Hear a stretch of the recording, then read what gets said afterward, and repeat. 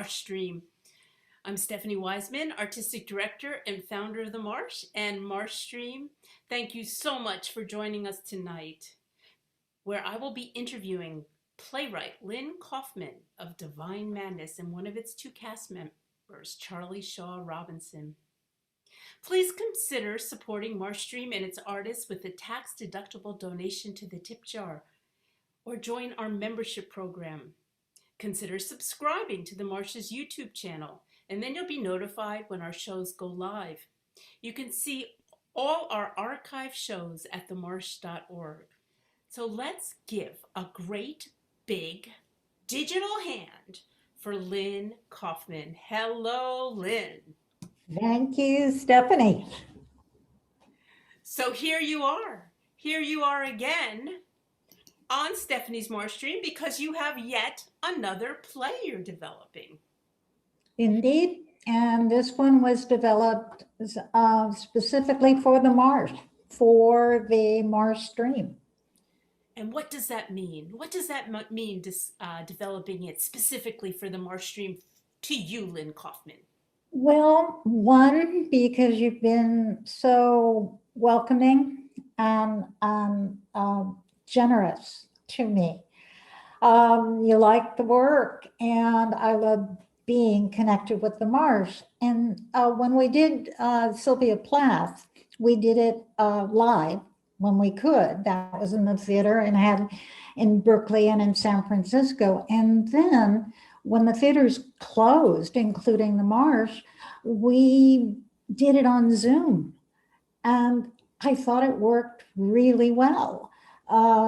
And was intimate, and it had a different feel to it. And, you know, even everybody had the best seat in the house.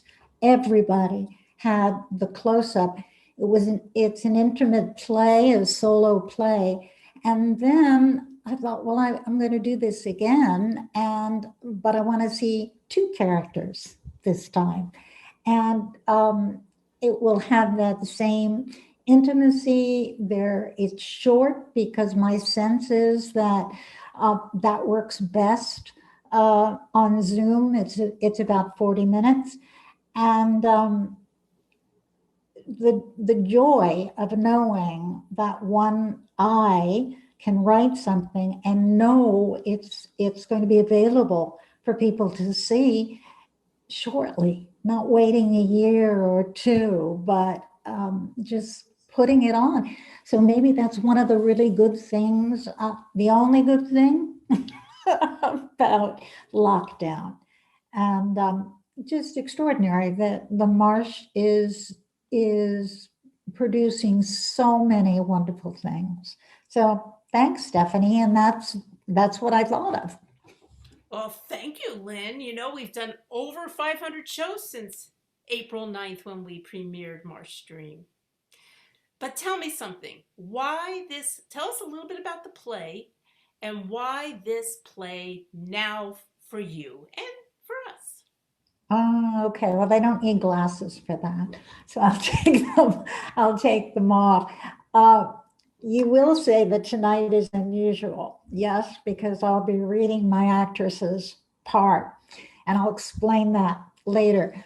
But why this came as I was researching Sylvia Plath, and I discovered that she and Anne Sexton had taken a class at Harvard from Robert Lowell. And Robert Lowell is the protagonist, one of the protagonists in this play. The other is his wife, Elizabeth Hardwick. But Lowell, as you know, Sylvia Plath had great emotional turbulence, depression. So did Anne Sexton. And so did it turn out that Robert Lowell did. In fact, very serious manic depression yearly, and wasn't really stabilized until lithium came in. So reading, and he was the one who introduced Sylvia Plath to Anne Sexton in a funny way of saying, I think you two will have a lot in common. By dealing with their emotional problems and being confessional poets. And that's the key, I think, because Robert Lowell is thought of as one of the first confessional poet. What does that mean? It means revealing your own life, the details of your own life. And in the case of Robert Lowell, he named names. I mean, he would name his wife, he would name his lovers, he would name his kids. And so once I started learning about him, I started reading his poetry, and then Elizabeth Hardwick, who is not as well known, but a brilliant critic and writer. And then I came upon this volume of poetry called The Dolphin that Lowell had written about their difficult and angry divorce. And he revealed the intimacies of his trying to decide whether he should leave his wife of 20 years, Lizzie Hardwick, and his teenage daughter for his new love, this British heiress. And he wrote gorgeous poetry about this tormenting decision. He wanted both, basically, and maybe many men do too. I don't know. But he would have liked to have kept he loved Lizzie, never stopped loving her. He loved his daughter, but he wanted this. And he had reasons that he gave for justifying that. And that's the play. And there's a particular line in it. I don't know if you'll hear it in the excerpt. You'll certainly hear it in the full play that really crystallized the play for me when he left her for another woman who, Caroline, who could not handle his mania when it was in full bloom. She wasn't strong enough for that. And it was Lizzie who then asked, and they were divorced by then, but she asked the psychiatrist, what kind of love is it when you can't be sick? And that was the key question, that really, because that drew me in. I always write, or what draws me to something is it's asking a question I don't have an answer for. And I don't really have an answer at the end, except for this particular couple and this particular relationship. And I'm fortunate enough to have two brilliant actors of a certain age. These people, when it's happening, when this scene is happening, are 60. And so it's not a brand new love. It's a love that has weathered and not weathered various obstacles. So, and in terms of the times, what an interesting question to look at. What kind of love is it if it can't weather sickness, right? And as we're here in the midst of sickness, whether health sickness, political sickness, sickness. Exactly. In Jungian terms, once the veil drops, once the projection stops, and you've got a human being there, what sacrifice? Because it is involved. It is, you're sacrificing to that relationship. My great mentor was Joseph Campbell, and he said something about marriage that I have never forgotten. Is you got to give up, this sense in a marriage that you're sacrificing to the other person. You're not. You're sacrificing to the relationship. And the other person is doing that as well. It's that third entity there. And he said, marriage isn't, it isn't a joyride. He says it's an ordeal. So, and he meant that, Wait, I like didn't hear. It's not a it's an ordeal. An ordeal. Oh, ordeal. ordeal. It's an EAL. ordeal. Oh, almost from his point of view of the hero's journey, because it shows you who you really are. If you stay with it, it shows you who you are. And, as I said, there's a honeymoon, but then there's the real work of building something together that's going to last. Yes. You've written 20 plays, and many of them have been about writers or individuals. Like Acid Test was about Ram Dass. Two Minds was about the two Israeli psychologists who changed the way people think. Did you write something about William? What other writers? And we have Sylvia Plath now, and now we have the two writers, Elizabeth Hartwick and um, Robert Lowell. And We did Susan Sontag too. oh yeah, we started Susan Sontag right before COVID hit. Was that the last play we did in San Francisco? Maybe. Yes, it was. We and closed the theater. and then what other writers have you written about? Well, Jung and Freud was my first play. I've written about James Joyce. And that one won a big award from the NEA, Kennedy Center. It's based, all of this is, everything I've written more or less is based on fact. But what I'll do is choose, or it chooses me, a specific moment, incident in people's lives. And, when I think about the James Joyce, his secretary was Samuel Beckett, and his daughter, Lucia, fell in love with Beckett. Wrong guy to fall in love with. Beckett was an incredible depressive, wasn't looking for a relationship. And Lucia was, she was schizophrenic, bordering on schizophrenia. And she makes a play for Beckett. He refuses, rejects her, and she goes off the deep end. And I wanted to see that. I knew this happened. I wanted to see that moment, and Joyce's great love for his daughter. He denied her. I guess I'm drawn to creativity and mental illness as we talk about it. I've written it quite a bit.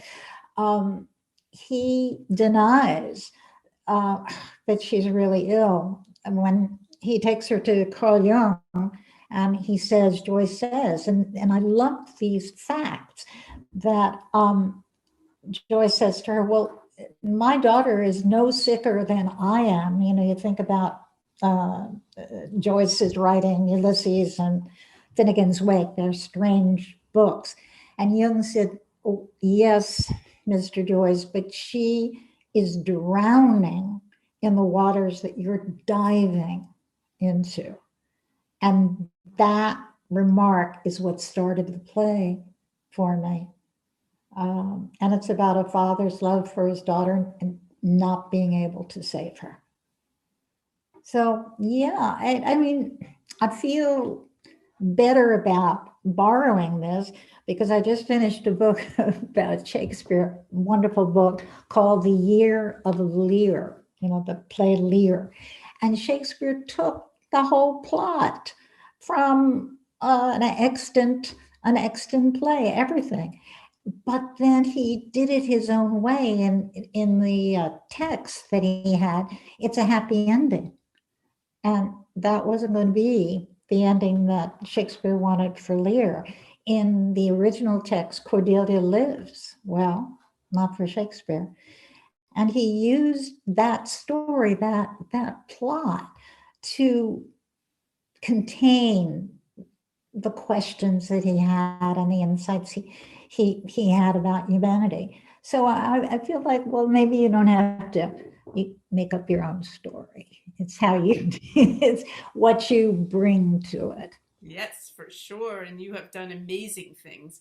And you always have the most wonderful actors Oh, in your play. I mean, from Warren David Keith and Acid Test and Laurie Holt in Who Killed Sylvia Plath. And I'm sure you can name more of them. And how, in some of them, you're choosing them. When you do it at the Marsh, you're the one that chooses the yeah. performers. How do you go about doing it? And how did you come to choose Charlie Shaw Robinson tonight and Julia McNeil? Oh, goodness. Well, San Francisco is a rich place for terrific actors. They could be making a lot more money, and living in New York or in LA, but they like the life here. With both Julia and Charlie, I've seen them on the stage, and loved what they've done. Um, I knew they were right. They were the first people I asked for this. I knew they were right, and I knew they were going to be right together. Uh, and I think they both have tremendous integrity, and it shines through. They have the chops, which is great. In other words, they can find the subtext, and they find it right away. It's right there. They're compassionate, both of them, complex, smart as hell, and they they like to do the work. So I'm spoiled. Um, I, this is going to be interesting. Here's a segue, Stephanie. I'm going to be reading Lizzie tonight in the excerpt because Julia has a illness in the family and is not available tonight. She will be doing the actual presentations, the productions Saturday and Sunday. And and she did some of that. I heard her on KLW today. And you realize it's not in the words. You'll hear it from me. I sure know what I'm intending to do, but they have the instrument. They have the instrument, and a play doesn't exist unless really it's spoken. So I, yeah, I just feel blessed to know these people and appreciate them and have them resonate with the work, and they collaborate. They do. When a great actor stumbles repeatedly over a line, when you're rehearsing, change the line. There's something wrong with it. And you get that. And then, because of their nuance and complexity, there are things you can cut because they're doing it. They're doing it in their voice and in their expressions, in their pauses. So it's a great joy. I'm working on novels now too, a little bit, and I don't like it. It's nothing but words all by yourself. No, I every time I try it, I know that I'm a playwright. Not your thing. But still, No, other people's thing. just to get back to it a little bit. So, like, you wrote this play, right? Did you already have these actors in mind when you were writing it, or when you were done, did you sit down and say, "Okay, who do I want to perform this play?" Tell me, Lynn, how did you do that?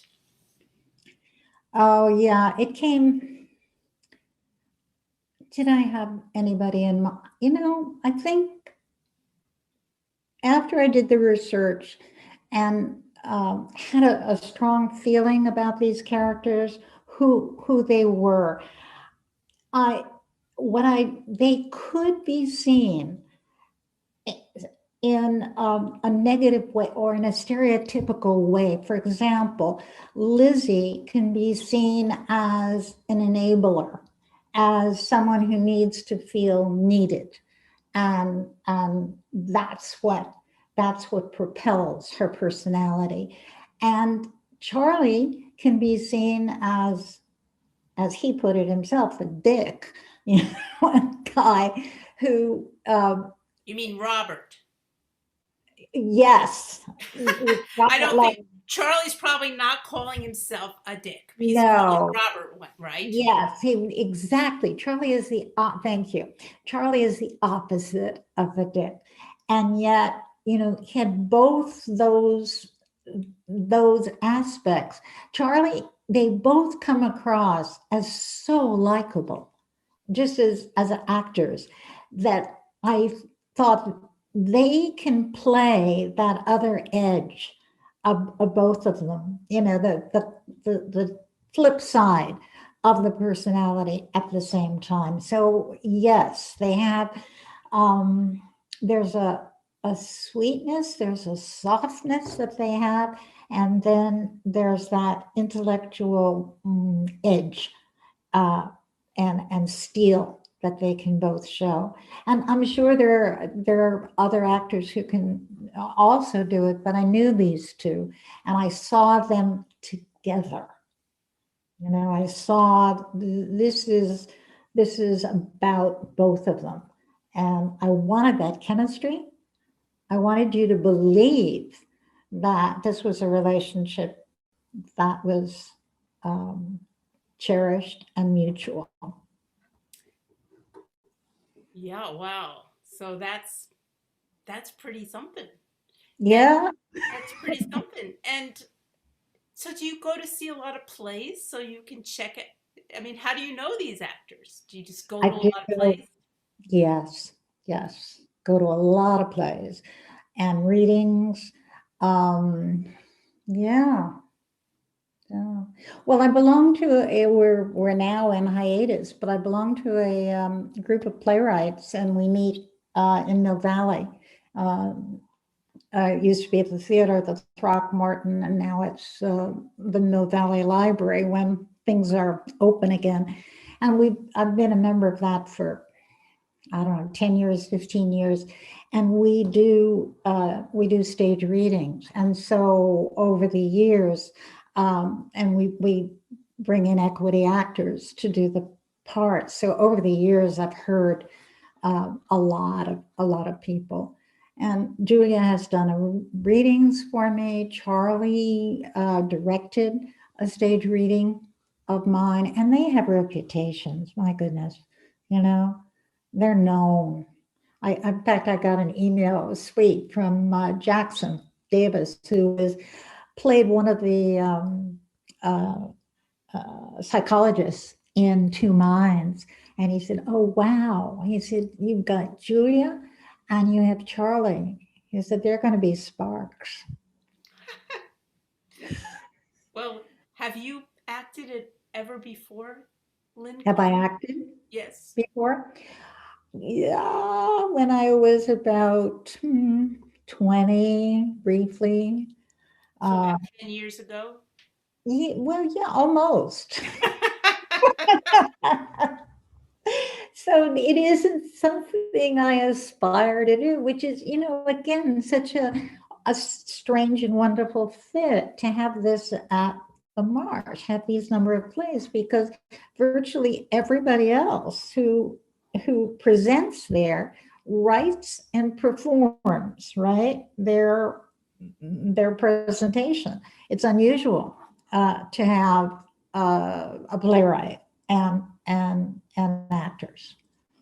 Right? So here we see, although, you haven't been rehearsing like a solo performer might be rehearsing their play for months and months before they put them on the Marsh's stage. And poor Lynn just found this out like yesterday. So, are we ready? Do you want to Oh, do yeah. this thing Oh, now? yeah. Is Okay. Charley ready? That's the question. Well, Brian, our producer, our magnificent producer, are we ready? Another glorious day. I love it here, but it is starting to get cold. Time to get back to the city. I love it there too. I love the contrast. Although in truth, there's not that much of a difference. This town, Castine, Maine, is crawling with writers, editors, publishers, and poets. One poet in particular, Robert Lowell, my ex. How do I feel about Cal being here after our 7-year divorce? Well, I can't exactly forbid it. I'm not the mayor. And it hasn't been all that bad. He is good company and never could look after himself. And since I'm cooking anyway, what's another plate? Although people, our crowd, are talking. Writers call it character analysis, but it's gossip. Are we getting back together? Everyone has an opinion, just the same way everyone had an opinion when Cal and I were still married. It was reported to me that Mary McCarthy once said to Hannah Arendt, it would be better to let Cal be crazy once a year, be locked up, emerge penitent, than it is to have him subdued by drugs, living at home, like in a private zoo, with Lizzie as his keeper. But Lizzie prefers it that way. She enjoys the power she has over him when he is sick, drugged, and weak. Was that true? I don't know. Friends and non-friends had their theories. How did I stand it for so many years? Was I a masochist, an enabler, a saint? Well, well, well. Would you look at that? Another dazzling display. A constable sky. And a Turner sea. I am so happy to be back. At the old house. With you. So many wonderful memories. Sailing, swimming, clam bakes, martinis. Too many martinis. I miss them. Yeah, me too. Just because I can't drink, it doesn't mean that you have to deprive yourself. I'm not deprived. You just said you missed them. One makes choices, Cal. That's my choice. Oh, Lizzie, had I half your strength, half your discipline. You'd be a critic. I'd never be as good as you. Remember the first time we met at Yaddo? We met before Yaddo at a cocktail party for the Partisan Review, but you were too famous to notice. Look out for her, my friend Peter warned. Hardwick is a ball breaker. She savaged my book. Oh, my review wasn't all that bad. Oh, no. Peter Taylor's short stories are modest, corrigible. Who uses a word like corrigible? It means I that... know what it means, but who uses it other than you? One longs for that large, early ugliness a young writer can well afford, a battle with the inexpressible. Large, early ugliness, a battle with the inexpressible. You kept the review. It's devastatingly well written. And the shock treatments have damaged my memory, you know that. You seem to remember quite well what you want to. This time I want to get things exactly. And why is that? To make my case. About? Us. I think you've already done that. You mean the Dolphin? That was 4 years ago. The scars remain. For me too. Cal, we agreed not to talk about it. Okay, let's talk about something else. How did the work go? Oh, 2 pages. On the novel? Well, you can call it that. It's part essay, part journal, part memoir, part poem. What's it about? No plot. If I want a plot, I'll watch Dallas. No, in this book, I want to shift scenes and characters like a filmmaker. Chronicle life with the blanks left in. Ask unanswerable questions. Find resolution not in a full stop, but in a question mark. Yes, like a poem, Cal. Quick, offhand flashes, free from having to spell everything out, brick by brick. What are you calling it? Sleepless nights. Will I be in it? No, you will not. And you should have given me that choice. I lost two, Lizzie. I lost our friends. And won a Pulitzer. I regret it, Lizzie. I didn't realize the pain it would cause for you and Harriet. You should have thought about that before you published it. It was the only way I could process the whole thing. The whole thing you started. I fell in love, Lizzie. Oh, yet again. This time was different. I fell in love when I was mad, became sane, and I was still in love. With a woman as crazy as you. She has a wild side, but in some ways she's as strong and clear as you. When I heard it was Carolyn, I couldn't believe it. It happened so fast. The same way I fell for you at Yado. The same way? The attraction was irresistible, fated. I was married when I met you. That marriage was over. I made Jean crazy. I do that to women. I did that to Caroline. Caroline was an alcoholic and a depressive before you married her. I made it worse, although those first 3 years were glorious. I saw the photos in Vogue. A legendary beauty, 15 years younger than the illustrious poet, heiress to the Guinness fortune, seen here in her ancestral estate in Kent. Those buildings were a nightmare, Lizzie. Crumbling, rat-ridden, cold and damp. But you fancied yourself landed gentry. Carolyn came for more money and a higher class than even a New England Lowell. Lady Carolyn Sitbowitz, daughter of the Marquess and Marchioness of Dufferin and Ava, ex-wife of the painter Lucian Freud, ex-wife of composer Israel Sitbowitz, with whom she had 3 daughters. We're into it now. For whom you left your own daughter. I saw Harriet whenever I could, but the other girls needed me too. Ivana was just 5 when she tripped on that boiling kettle, 4th-degree burns all over her body. And you slept on the floor of her hospital room until you knew she would live. I felt so guilty, Lizzie. The house was chaotic, the staff negligent. The children lived in another wing. Some days we wouldn't even see them. We'd wake at noon from drunken, drug-fueled nights. But you managed to write. You told me I had to. That it was one thing to destroy the 2 people who loved me most in the world, but I was America's foremost poet. I could not forsake my work. Or your roots. You are New England, born and bred. People understand you here. The English enjoy eccentrics as well. What they don't recognize when eccentrics become psychotic. And you do. I had 20 years of experience. Do you know what today is, Cal? Sunday? Our wedding anniversary.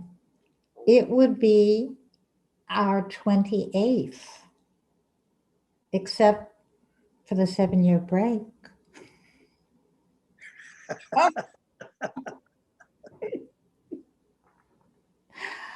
Oh, thank you, Charley. Thank you. Thank you, Lynn. That was a delight. That was pretty darn good, both of you. Lynn, you did a great job with that dialogue. Really No, big clap, didn't she, gosh, Yeah, thank yeah, I'm thinking second career, you Charlie? you. All know, right. Yeah, second yeah. or third. Rada. You think I'll Rada. take Rada? No, I'm not talking about training. You're beyond that.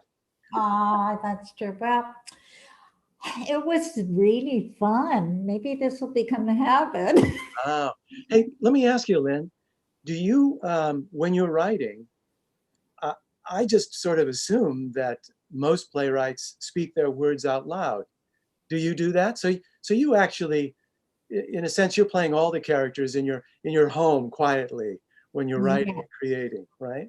Yes, but I was thinking about Julia, particularly. This is kind of interesting. When we had a couple of sessions before rehearsal, and I very gently said, "Well, Elizabeth Hardwick is from the South. She grew up in Kentucky, and she always kept a little bit of a Southern accent. And of course, we knew that Lowell was from New England." And I said to both actors, look, we have I'm not expecting that at all. It's just there. And the next time we got together, guess what? There was the Southern accent and there was New England. So you tell me, Charley, is it fun to do? What's fun for an actor? Oh, nearly all of it is fun, except maybe tech rehearsals. Those aren't so fun, but even those can be fun. No, yeah, I think most actors, at least those who believe that they have a facility, uh, they love to they love to glue noses on their faces, and they love to do accents. And I love accents. I do a number of bad accents. And what I mean by that is just exaggerated accents that I've never had to actually do for a stage performance. So, so I don't know any of the specifics. I just do, the world's worst Scottish accent because it's so fun to swear in a Scottish accent. Go ahead, Charley. First of all, I just want to say, we've got a chat here. If you want to tell Lynn and Charley what you think of their acting, and Lynn becoming a solo performer tonight in a duet. But maybe Charley, you want to tell? Let's hear your Oh, Scottish. now I'm really in trouble. Yeah, well, we don't Well, expect it to be good. We say, so go for bad Russian accent. Many weary skips. Dos Vadunya. That's it. The Scottish accent, I do love sort of, I find myself falling into an Irish accent with my family. I have no idea why, although my middle name is Shaw, and that is indeed from the Irish part of my family. But my son, I think his eyes roll back in his head because he's heard me do that so often, fall back into an Irish accent. It's just so fun. Sometimes when I'm working on a role where I don't have an accent, if I'm in the middle of rehearsal and I feel like I haven't dug something out, sometimes I'll do the lines arbitrarily in an accent just to break out of my own habitual way of speaking. And often I discover something by doing that. That's maybe too much information, too much actor. No, it's all That's the good. kind of crazy stuff we do. That's all good. So, Charley, I didn't do a bio for you, which I was going to do, but I'm going to give you the mic, so to speak. Tell us a little bit about your bio, your background. Oh my goodness. I'm like the worst person to ask to talk about myself. I'm much better being somebody else than myself. So imagine you're Lynne Kaufman talking about you. Oh, well, I can't. You're so nice. I watched the first half of the show, and first of all, I'm so glad that we determined that I am not a dick. Let's talk about that. I think that would be with Charley. I think probably being more specific. When you came across the park, what was your first take on him? Because you didn't know much about him, right? Well, no. Even though I have an interest in poetry, I have not spent a lot of time with Robert Lowell, and so part of the joy of working on this piece is having a really good reason to spend some time with his poetry and to get an idea of his story, a better idea than whatever I may have had before. I really think you can't, for better or for worse, and it really is both, you can't talk about Robert Lowell, his life or his work, without talking about bipolar disorder. It marked his life in such extremes and marked certainly his poetry. And, and I don't have to tell you probably that people are very fascinated these days with the possibility, which is a strong possibility, that there's a link between creativity and manic depression or bipolar disorder. And that's something I've encountered before with other roles. But this was a chance to go back to that kind of work. And so I thought about some of my experiences from my life, people that I know who suffer to some, that fall on that spectrum, maybe not as severely as Robert Lowell, but who have their extremes and their lows. I also thought about some of the depictions on films and television that I've seen. And I also, because actors are always trying to work towards a specific, I also, tried to imagine my way into it using, we all have moments, for instance, as artists or as actors or as writers, late nights when suddenly we could do no wrong, right? Where everything was flowing and there was a euphoria, somewhat possibly brought on by fatigue and illusion, but nevertheless, something was created that unexpectedly. And so I thought about those moments that I've had, and also moments when when I've felt extreme, the extreme blues. I'm struck by, I saw some percentages that, and these are, just one person's opinion, but as much as 80% of writers suffer from some sort of mood disorder. Now that includes bipolar disorder, but that's an amazing percentage. Well, Charley, do you know, is there a statistic like that for the quote unquote average normal population? I can't give you that number, but I can tell you that it's a lot less than 80%.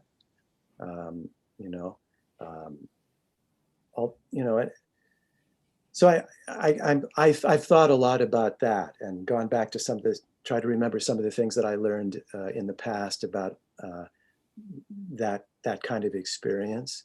I think I said this in rehearsal one night, and I think the two things that struck me most about him as from an actor's standpoint is that he never stopped writing. And mood disorders can, over time, destroy your ability to create, even if they enhance it during the early years. Eventually, you can be destroyed by it. Your life can be destroyed. And it strikes me as very fascinating and very brave that Lowell continued to write no matter what. He always returned to the writing. He was hospitalized dozens and dozens of times. He had electroshock treatment over and over again. And always after those shock treatments and after a hospitalization, there was a period of intense depression, right? And he'd have to dig himself out of the depression, which he also experienced as writer's block, in order to start writing again. And he did it over and over again. That strikes me as very brave. It strikes me also as someone very strong, and somebody very passionate about his work.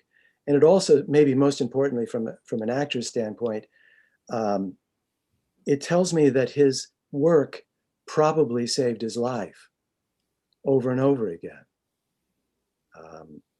The second thing that strikes me is that he, despite all the carnage that he created for the people in his life, his family, his friends, his colleagues, his students, fellow poets, most of them did not walk away. Most of them stayed in his life and found some patience and even acceptance of his periodically simply going off the road. That says to me that he brought a lot more than the damage that he caused to the table as a human being. I think he had a capacity for love, and he loved intensely. You know, all of the women that he hurt in his life, he loved intensely. And I think if you're going to deal with somebody who's also capable of destroying other people's lives, even in a demonic way, I mean, he did terrible things to all of the women that he married, and many of the women that he slept with. He said and did terrible things, terribly destructive things. And often he would wake up the next morning and not remember exactly what he had done. He had to be told what he had done, maybe. Let me finish with this, or at least sort of finish gabbing. And this is an actor trying to find images, right? Because like poets, and writers of all ilk, we need images, we need metaphor, right? And the thing that kept popping into my head is a famous novella by Robert Louis Stevenson, Dr. Jekyll and Mr. Hyde. In part because I thought what a torture it is to wake up in the morning, as Dr. Jekyll does often, and not know exactly what his evil other half had wrought, what his monster had done, and he had no way of controlling it. And that's what I think that's what Lowell had to deal with for many, many years, for decades, is living each day not knowing when the monster would take over control. And thank you for letting me go on a bit. That was great. I hope some of it was good. It was great. Lynn, can you talk a little bit, maybe parallel to that, about the relationship with Lizzie Hartwick? Oh, Lizzie. I came in to the play with Lizzie. I guess it was, first of all, before I answer that, I want, you had asked about choosing actors. There's an example of why, the depth of investigation and thought that went into it, the connecting of personal to the script, and the same thing with Julia, and you'll get a chance to hear her when you hopefully when you come on Saturday or Sunday to see the full play. Lizzie I was drawn to her almost as a pushback to feminism, to strident feminism, which questions the whole hierarchy, the whole male hierarchy, and a woman being in any way subordinate, to a man, or secondary, that he was the one who mattered and not her. And I think there are so many women, talented women and strong women who still can nurture, can give of themselves without feeling trod upon. And that Lizzie, I wanted to investigate her statement of he was the best thing that ever happened to me. And I wanted to justify that. So she did her own work. She didn't sacrifice that much. And she was so enriched by the connection of, she said, he was the most unusual mind that she had ever encountered. And so here is this woman who I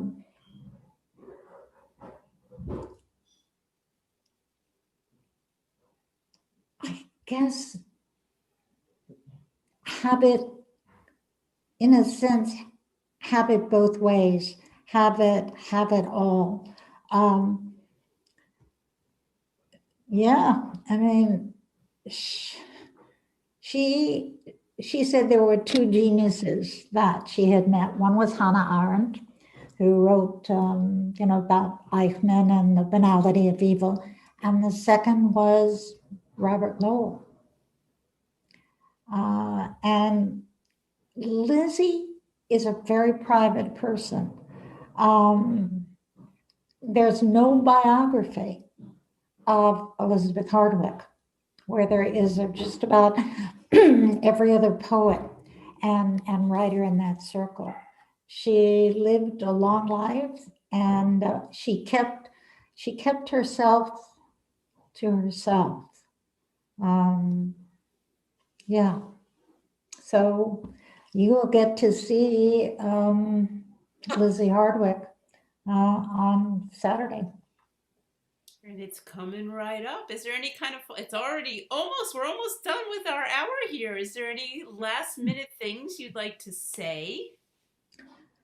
About it. Well, let's not forget, Charley. Do you want me to read your bio? Tell us a little bit about yourself. We didn't ever. I'm a Bay Area kid, born and raised.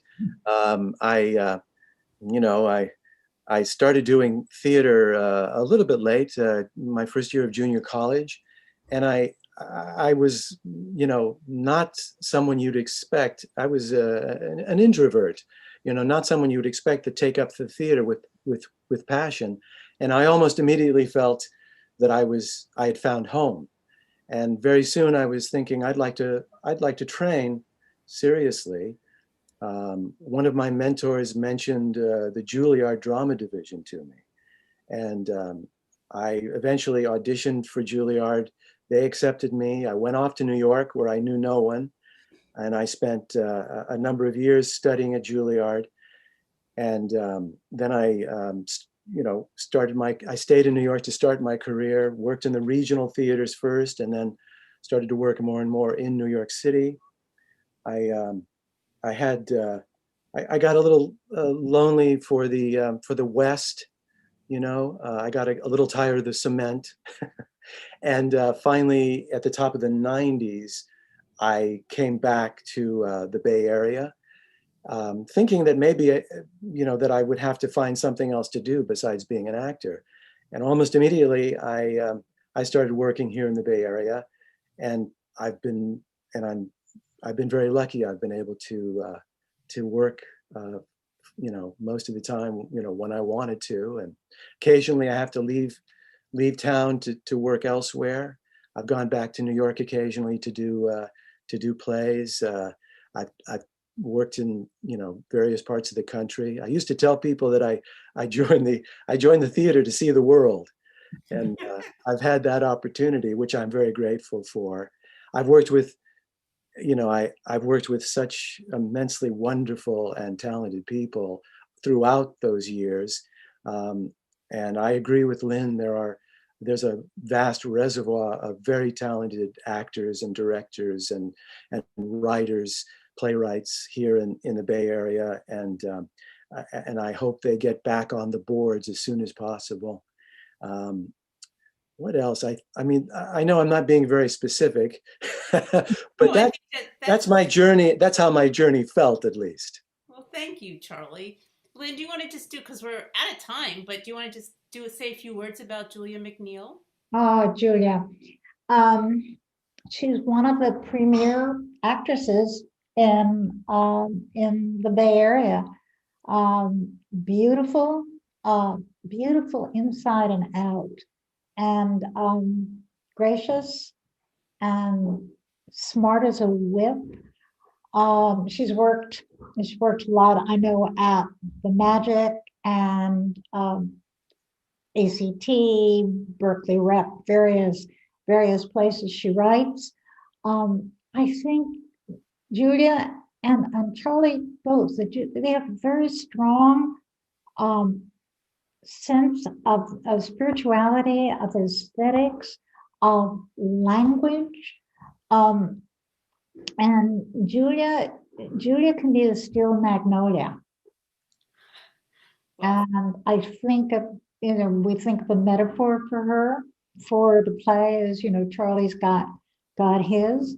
I think the Jekyll and Hyde, and I think at least for this part, for Lizzie, and she has vast range, but for Lizzie Hardwick, yeah, a steel magnolia.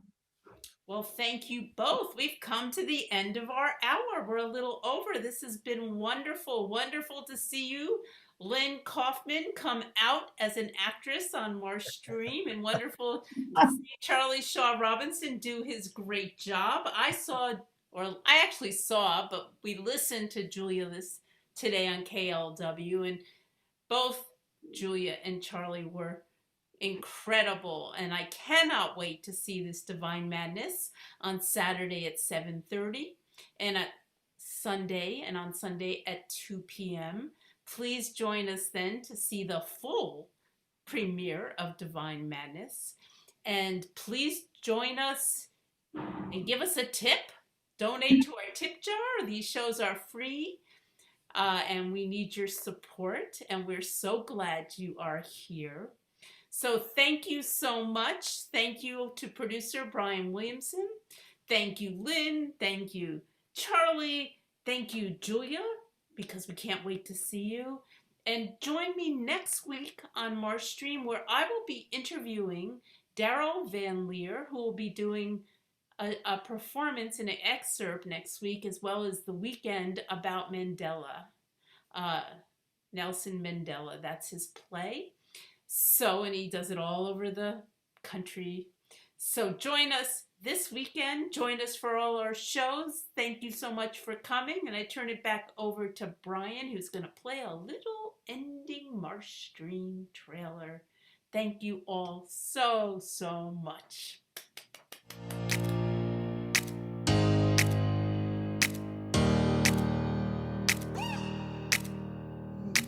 How do I describe my journey with your mother, who takes care of you, who takes you to the doctor when you're sick?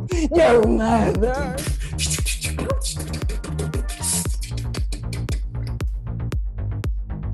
Good morning, New York. Buenos dias. It's me.